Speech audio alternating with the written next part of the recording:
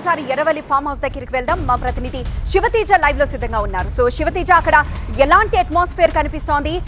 ఎందుకంటే సిట్ మరొకసారి నోటీసులు జారీ చేసేందుకు ఇటు నందినగర్ కు వెళ్లబోతున్న నేపథ్యంలో నోటీసుల్లో ఏముందో ఇప్పటికే తెలిసిపోయింది. లైక్ ఫిబ్రవరి 1న అంటే ఆదివారం మధ్యాహ్నం 3 గంటలకి కేసీఆర్ ఇటు నందినగర్ ఇంటి దగ్గర అవైలబుల్ లో ఉండాలంటూ ఆ నోటీసుల్లో పేర్కొన్న నేపథ్యంలో ప్రస్తుతం ఎలాంటి ట్విస్ట్ చోటు చేసుకోనుంది? ప్రస్తుతం ఎలాంటి చర్చలు జరుగుతున్నాయి? అక్కడ ఎలాంటి సిచ్యువేషన్ కనిపిస్తోంది?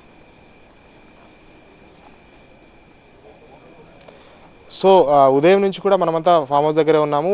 మధ్యాహ్నం 12:30 తర్వాత కేటీఆర్ ఫామ్ హౌస్కి రావడం జరిగింది. అంతకుముందు మాజీ మంత్రి జగదీష్ రెడ్డి రావడం జరిగింది. సాయంత్రం 5:30 ప్రాంతంలో మాజీ మంత్రి హరీష్ రావు రావడం జరిగింది. సో మొత్తంగా భేటీ చూసుకుంటే కేటీఆర్ జగదీష్ రెడ్డితో మొదలైనటువంటి భేటీ దాదాపు 8 గంటలుగా లోపల కొనసాగుతుంది. దీనిపైనే పూర్తిగా ముగ్గురు నేతలు కూడా తీవ్రస్థాయిలో చర్చించినట్టుగానైతే సమాచారం అందుతుంది. ప్రస్తుతం వారంతా కూడా ఫామ్ హౌస్ లోపలనే ఉన్నారు. ఇప్పుడే రిపోర్ట్ వచ్చిన తర్వాత ఎట్లాంటి నిర్ణయం తీసుకుపోతున్నారు అనేది మాత్రం ఆసక్తిగా మారింది. బయటకు వచ్చిన తర్వాత ఇక్కడ ఉన్నటువంటి మీడియాని ఏమైనా అడ్రస్ చేస్తారా? కేటీఆర్ కావచ్చు, హరీష్ రావు కావచ్చు, మీడియాతో ఏం మాట్లాడతారో అనే ఒక ఉత్కంఠ అయితే ఇక్కడ నెలకొందనే చెప్పాలి. అయితే క్లియర్గా కేసీఆర్ అయితే నిన్నిచ్చినటువంటి లేఖలో క్లియర్గా పేర్కొనడం జరిగింది. తాను ఏ నోటీస్ ఇచ్చినా ఈ నోటీస్తో పాటు ఇంకే నోటీస్ ఇచ్చినా సరే కేసీఆర్ నేను ఎర్రవల్లి ఫామ్ హౌస్లో ఉంటున్నాను కాబట్టి ఇక్కడికి వచ్చిన తర్వాతనే ఇక్కడే నాకు నోటీసులు ఇవ్వాలంటూ కూడా చెప్పడం జరిగింది. ఇక రేపు జరగబోయేటటువంటి విచారణ కూడా నేను హైదరాబాద్కు రాలేను, ఖచ్చితంగా నా ఆరోగ్యరీత్యా ఫామ్ హౌస్లోనే నన్ను విచారించాలంటూ చెప్పిన నేపథ్యం అయితే కనిపించింది. సో మళ్ళీ ఈరోజు కూడా సిట్ అధికారులు నంది నివాసానికి రావాలంటూ నోటీసులు ఇవ్వడం పైన లోపలైతే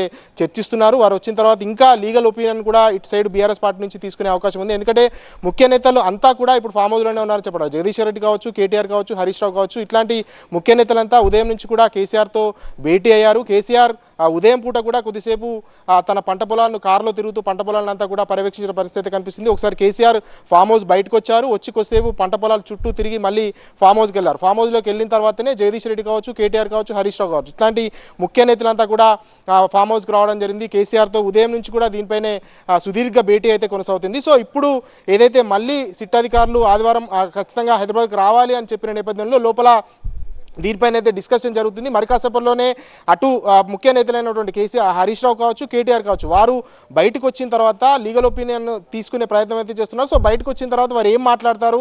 నిజంగానే ఆదివారం కేసీఆర్ ఇక్కడ నుంచి ఎర్రవల్లి ఫామ్ హౌస్ నుంచి అక్కడికి హాజరవుతాడా, లేదంటే మళ్ళీ సిట్ ఇక్కడికే రావాలని ఏమైనా కోరుతారా అనేది మాత్రం మరి కాసేపట్లోనే ఇక్కడ తెలిసే అవకాశం అయితే కనిపిస్తుంది.